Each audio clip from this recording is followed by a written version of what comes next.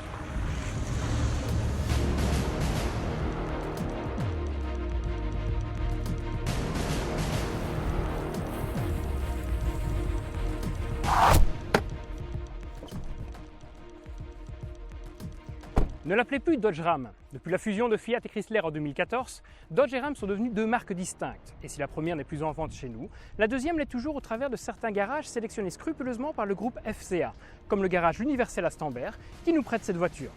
Enfin, ce camion. Extérieurement, le Ram 1500 millésime 2019 transpire la démesure américaine. Écoutez plutôt.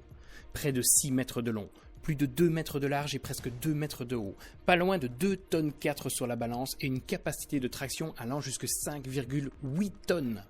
Même si pour rentrer dans la catégorie des utilitaires légers, cette capacité de traction a été limitée en Europe à 3,5 tonnes. Ce pick-up est un véritable monstre, et ce n'est pas qu'esthétique. Sous son long et haut capot se cache un moteur V8 EMI atmosphérique de 5,7 litres, et ce n'est pas sa consommation. Il délivre 401 chevaux pour un couple de 548 Nm. Sa sonorité est majestueuse et enivrante, et sa consommation tout simplement gargantuesque. Comptez une moyenne de 20 litres en conduite mixte, comme lors de cet essai. Ce moteur d'un autre temps, débordant de testostérone, et de CO2 puisqu'il rejette quand même 352 grammes au kilomètre, n'est plus vraiment en phase avec l'environnement. Et pourtant...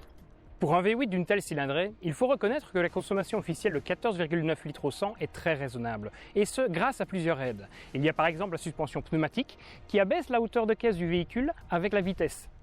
Elle est aidée dans sa tâche par des volets actifs dans la calandre, ou encore un spoiler qui descend de 6,3 cm à partir de 50 km/h. En plus de cela, le moteur est équipé du système MDS qui désactive 4 des 8 cylindres pour réduire la consommation.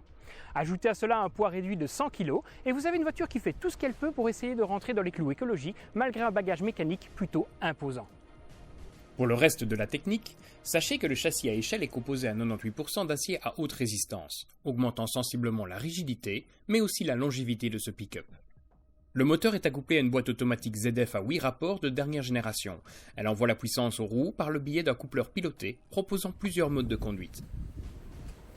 Attention cependant, le Ram, de par son empattement très long, n'est en aucun cas un grand franchisseur. C'est plutôt un baroudeur aimant les chemins caillouteux et larges de préférence. Il arrivera cependant à se tirer de bien des situations gênantes dont on pourrait se croire piégé. Sinon, vous l'aurez compris, avec un gabarit extérieur aussi massif, l'intérieur est juste immense. On a énormément de place tant à l'avant qu'à l'arrière. Puis regardez-moi cette console centrale, elle fait la largeur du siège central arrière. À propos de ces sièges, quel confort! Ce sont de véritables fauteuils de luxe. Pour l'intérieur, la qualité est bien présente, et même si j'entends déjà les critiques quant à la finition des voitures américaines, je rappelle qu'on est ici en présence d'un pick-up utilitaire, et non pas d'une berline de luxe, même si l'équipement n'est plus complet et un tarif plutôt élevé pourrait laisser penser le contraire. Sachez que l'habitacle offre également de très nombreux espaces de rangement, comme dans la console centrale ou dans le tableau de bord. À l'arrière, on retrouve même des rangements dans le plancher, disponibles en option. Un chiffre pour résumer tout cela ? 3,5. C'est l'espace en mètres cubes disponible dans cet habitacle. Et lorsqu'on regarde vers l'arrière, on retrouve une benne pour charger jusqu'à 1556 litres à ion fermé. Elle fait 1,6 m de large pour 1,7 de long, soit 2,7 m² de surface utile. Et si cela ne suffisait pas, il existe une version longue qui fait 20 cm de plus. Sur notre véhicule d'essai, la benne permet de charger 860 kg de charge utile. Sur la route, le confort est royal. La suspension pilotée absorbe les inégalités de la route avec brio, et malgré un poids conséquent qui se fera ressentir dans le virage et les phases de transfert de masse, le RAM se conduit facilement, à condition bien évidemment d'éviter les phases de manœuvre. Une fois sorti de la route, le RAM conserve son confort et filtre les imperfections avec aisance. Vous imaginez bien qu'avec une voiture pareille, un moteur si exceptionnel et un équipement aussi complet, le tarif n'est pas aussi avenant qu'on l'aimerait bien. Avec un prix de 87 000 € pour le modèle de cet essai, il n'y a pas photo, le RAM joue dans la cour des grands. Alors ce RAM 1500, voiture d'avenir ou vieux dinosaure?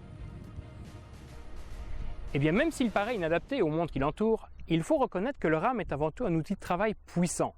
Même s'il est peu adapté à nos routes européennes, je suis sûr qu'il pourra ravir bien les professionnels par sa force et ses capacités. Là où il devient écologiquement incorrect, c'est lorsque celui-ci est utilisé comme une simple voiture quotidienne à usage privé. Quoi qu'il en soit, il faudra que le groupe FCA revoie très rapidement sa copie, car son concurrent éternel, le Ford F-150, vient d'être présenté en tant que prototype dans sa version 100% électrique. Mais ça, je suis certain que nous en reparlerons. Et voilà qui clôture cet essai. Je vous remercie de l'avoir regardé. Je remercie également Marc de MCA Machine Automobile pour l'invitation à essayer ce RAM 1500. N'hésitez pas, si vous avez aimé la vidéo, à mettre petit pouce bleu et à vous abonner à la chaîne. Je vous dis à bientôt pour le prochain essai.